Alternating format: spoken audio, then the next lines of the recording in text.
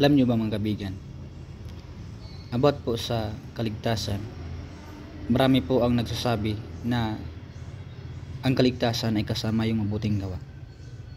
Pero kung ating bigyan ng pansin yung kanilang mga sinasabi na ang mabuting gawa ay kasali sa kaligtasan, pero bakit makikita natin yung nagsasabi na ang mabuting gawa ay kasali sa kaligtasan, ngunit sila naman ay gumagawa ng hindi mabuting gawa?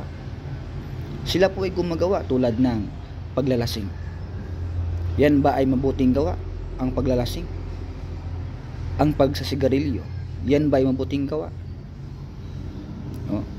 Ang pagsisinungaling, yan ba ay mabuting gawa?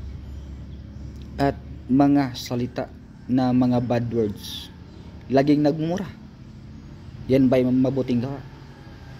Kung isa-isahin mo mga kapatid, mga kaibigan, ang kanilang pamumuhay ay hindi makikita yung mabuting gawa sa kanila.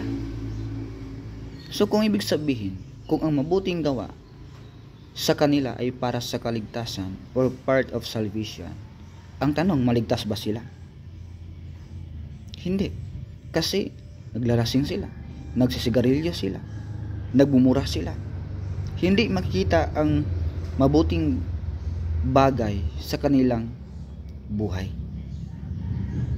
Yan. So dapat malinaw mga kapatid na ang kaligtasan ay libre. Walang bayad. Walang halong mabuting gawa.